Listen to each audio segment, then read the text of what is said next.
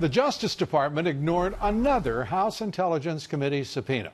The committee set a deadline yesterday in which it is seeking documents related to a new, as at this point unknown to us, line of inquiry about the FBI investigation of the president.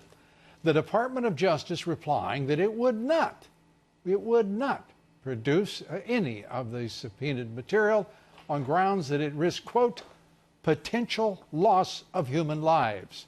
Interesting that they had to denote human lives, as differentiated, I suppose, by pets.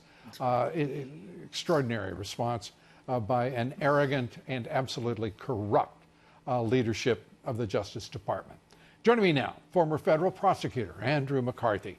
And he was the former chief assistant U.S. attorney in New York. He was, in fact, hired by America's mayor, but then prosecutor, U.S. attorney, Rudy Giuliani. Yeah. I had to get in all the titles for Rudy. That's a real notch on Rudy's belt, huh? That is. I think it is absolutely one. I'm sure you would enthusiastically agree. Great to have you here. Great to be here. This was a moment today in a federal court in Virginia in which Judge T.S. Ellis told the special counsel that effectively he was running roughshod over the Constitution and American citizens, in this case, Paul Manafort. Well, Lou, we've talked about this many times. In this country, thank God, our tradition is you have a crime first and then you assign the prosecutor. That's the way it's supposed to work. In this investigation, where they basically camouflage this by giving the prosecutor what's called a counterintelligence investigation, which not a criminal investigation, not a crime. What they did was they assigned a prosecutor and they said, go off and find a crime. And not only that, do it in the counterintelligence context where it's all classified and it's all under the cone. I think most people probably think, and fairly so, of the FBI as J. Edgar Hoover's FBI, in which it was not divided quite so finitely as it is now between national security and law enforcement. Right. It is a unique agency in that regard. And that contest, as you say, assigning the special counsel to counterintelligence, it goes to really the heart of the problem here, in my opinion. Yeah. And that is that the Obama Justice Department was highly politicized and weaponized, along with a number of intelligence agencies, including the CIA and other agencies as well. Yeah, the agents themselves complained about that. Right. And the fact is that as we move forward here, not one of those agencies, not the CIA, not any part of the intelligence community, not the FBI, told us anything about the intervention of Russia in our elections. They didn't detect it, they didn't create a counter strategy, and they did not stop that intervention. Well, and not only that, President Obama himself said that Russia couldn't rig our election. Mm-hmm. The way our elections are structured, there are 50 state elections. It's so diffuse that no one could come in and do it.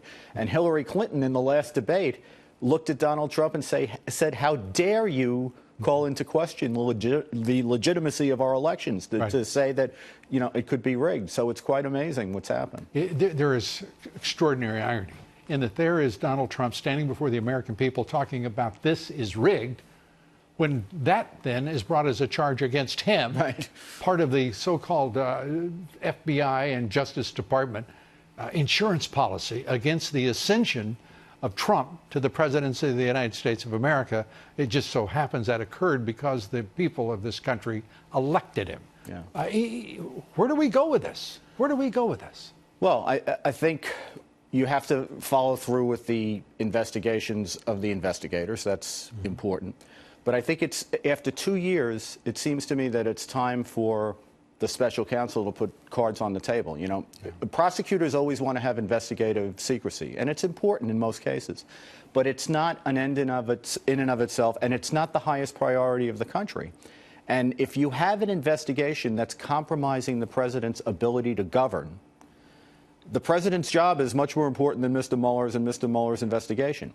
So, yes, you can investigate a president, but tell us what you're investigating him for. You know, what are the allegations? What's the evidence that he's complicit in the crime? And why do you need to talk to him if you can get the same information from any number of other places. As one of the country's foremost prosecutors, as one of the country's leading attorneys, does it astonish you that this nation, the one superpower in all the world, a constitutional republic, is having a discussion about how did we even end up with a special counsel that has taken supremacy over the Constitution and the office of the president, and has not even told the American people what the hell they're doing? Yeah. Well, I think it's admirable that we're so dedicated to the rule of law that we even have a society where the chief executive can be investigated, but there has to be a reason to investigate him.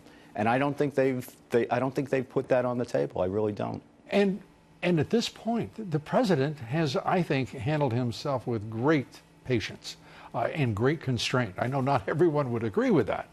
But the reality is, the frustration he must feel is so palpable that I can't understand how you could resist firing all of them. He has an attorney general that has become, who is comatose, who has removed himself from the leadership of the most important agency, law enforcement agency at the federal level.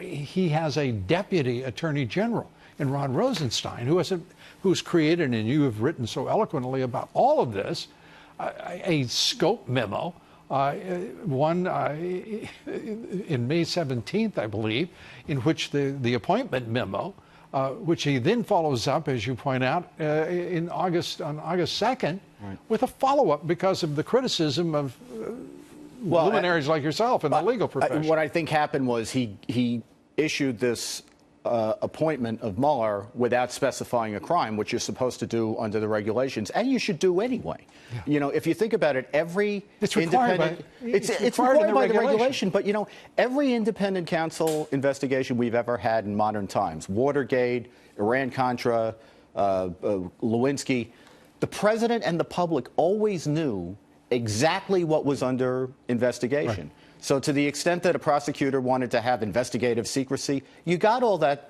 to the extent the law permits it, but you did it within the context of everybody has their eyes open about what's under investigation. Here, the president has operated for a year and a half not knowing what he's suspected of, being told that he's not a suspect, and at the same time, they're making, you know, public announcements that cast suspicion on him. So it's been difficult. I think he overreacts at times. I think that the tweeting is counterproductive because it's extended this thing. It may, but I understand the frustration. I think it's frustration we all feel. Yeah. And I think his tweets are the equivalent of FDR's radio. He is taking advantage of the technology and the opportunity to speak directly to the American people. I think only a fool would not do so. No, particularly I'm not with saying the he shouldn't tweet. media. What I'm saying is it's a mistake to tweet about investigations because it complicates them and it elongates them, and we're seing some of that. Yeah, I don't know who bears the responsibility for the elongation. Right. But I do know this, that right now, none of the committees, there have been 5 investigating quote-unquote collusion. None of the intelligence community produced a single piece of evidence about that intervention by the Russians in these elections that has any relationship to the campaign of Donald J. Trump for president. Yeah. And here we are, it is perpetuating itself. How does it end? Tell us that, Andrew McCarthy. I don't know. I wish I could tell you, Lou, that they were as interested in getting their hands on the DNC server, which is what causes the whole Russian intervention. You know, that's the main evidence of it. Nobody seemed very curious about getting their hands on that. The FBI, the Justice Department never got it. I wish they were as interested in that as they are in speaking to the president under circumstances where it doesn't appear to me that there's any reason to speak to the president. As we wrap up here, I've got to ask you this one question. All of the evidence produced in 2 years, it's wrong to say no evidence has been produced.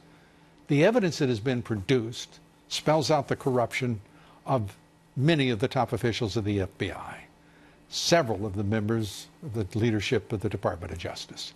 Have you ever seen a 2-year investigation that results more in an indictment of the investigators and the prosecutors than the target, the presumed target of the investigation? I've seen a lot of investigations where there were major allegations of government misconduct. In fact, I ran one in a terrorism investigation, and what I have found on each occasion is you need to get to the end and get all the information out and put everybody's actions in context, and then we'll be able to evaluate them. Yeah.